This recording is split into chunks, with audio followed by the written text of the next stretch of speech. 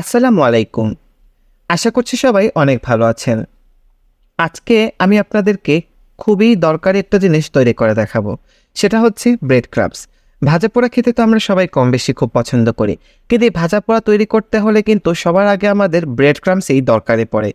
আর আজকে আমি আপনাদেরকে এই ব্রেড ক্রাম্বসটাই তৈরি করে দেখাবো। কেননা বাইরে থেকে কিনতে গেলে ব্রেড ক্রাম্বসের দাম কিন্তু অনেক বেশি পড়ে যায়। তো বাসায় কিভাবে আমরা কম খরচে ব্রেড ক্রাম্বস তৈরি করব সেটাই আজকে দেখব। তো ব্রেড ক্রাম্বস তৈরি করার জন্য আমি এখানে কিছু ব্রেড নিয়ে নিয়েছি। আর আজকে ব্রেড ক্রাম্বস তৈরি করার জন্য শুধুমাত্র ব্রেডই লাগবে, অন্য কিছু লাগবে না। আমি এখানে 25 টাকার এক প্যাকেট ছোট সাইজের ব্রেড নিয়ে নিলাম। এবার আমি একটা ব্লেন্ডারের জগ নিয়ে নিয়েছি, যেটার মধ্যে শুকনো জিনিস গুঁড়া করা হয়। এইবার এই ব্লেন্ডারের জগের মধ্যে আমি ব্রেডগুলোকে টুকরা টুকরা করে দিয়ে দিচ্ছি। তবে আপনারা যদি একদম ধবধবে সাদা ব্রেড ক্রাম্বস চান, সেক্ষেত্রে আপনার সাইডের যে লাল অংশগুলো আছে সেগুলো বাদ দিয়ে দিতে পারেন। এবার এগুলোকে জাস্ট আমি ব্লেন্ডারে একবার পালস করে নিব। দেখুন এগুলো কত সুন্দর গুঁড়া হয়ে গেছে। এবার এগুলো আমি সবটা প্লেটে নিয়ে নিচ্ছি। ব্রেড ক্রাম্বস তৈরি করতে কতটুকু ব্রেড লাগবে সেটা নির্দিষ্ট কোনো মাপ নেই। আপনারা যতটুকু ব্রেড ক্রাম্বস তৈরি করতে চান ততটুকু ব্রেড এইভাবে গ্রাইন্ডারে গুঁড়া করে নেবেন। এবারে আমি চুলায় একটা ফ্রাইং প্যান বসিয়ে দিয়েছি। আমি যতটুকু ব্রেড ক্রাম্বস তৈরি করব ততটুকু থেকে অর্ধেকটা আপাতত ফ্রাইং প্যানের মধ্যে নিয়ে নিলাম। এখন আমি চুলাটা অন করে দিচ্ছি।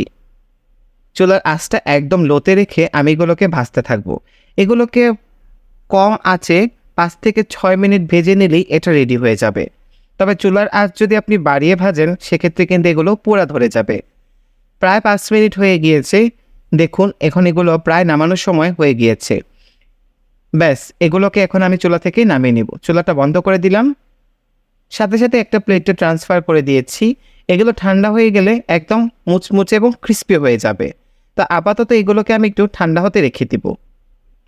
এবার আমি যে বাকি অর্ধেকটা রেখেছি সেই বাকি অর্ধেকটার সাথে একটু কালার অ্যাড করব। এখানে আমি হলুদ ফুড কালার অল্প অল্প বা একটু একটু করে অ্যাড করছি। একসাথে সবটা দিলে কিন্তু ব্রেডের গুঁড়াগুলো দলা পাকিয়ে যাবে। তাই অল্প অল্প করে যতটুকু কালার করতে চান ততটুকু কালার করে নেবেন। দেখুন আমার কাঙ্ক্ষিত কালার চলে আসছে। এবার এগুলোকেও ঠিক আগের মতো আমি ভেজে নিব। তাহলেই আমার 2টা কালারের ব্রেড ক্রাম্বস রেডি হয়ে যাবে। তো আবারও আমি ফ্রাইং প্যানের মধ্যে দিয়ে দিলাম এবং চুলার আঁচটা লোতে রেখে একইভাবে এগুলোকে আমি ভেজে নিব।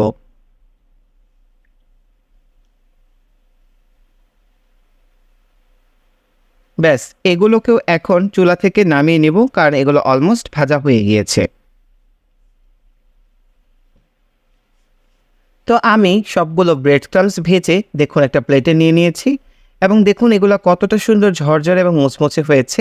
এইবার এই ব্রেড ক্রাম্বসগুলোকে আমি সংরক্ষণ করব। সংরক্ষণ করতে হলে একটি পরিষ্কার শুকনো জারের মধ্যে বা বাটির মধ্যে আপনারা এভাবে এগুলো ঢেলে দিবেন। ঢেলে দিয়ে আপনারা এর মুখটা বন্ধ করে রেখে দিবেন। এভাবে প্রায় মাসখানেকের মতো এই ব্রেড ক্রাম্বসটা স্টোর করা যাবে। কোনো পানির সংস্পর্শে আসা যাবে না, তাহলে এগুলো অনেক ভালো থাকবে। আশা করছি আজকের রেসিপিটি আপনাদের ভালো লেগেছে। সবাই অনেক বেশি ভালো থাকবেন, সুস্থ থাকবেন এই কামনা জানিয়ে আজকের মতো বিদায় নিয়ে নিচ্ছি। আল্লাহ হাফেজ।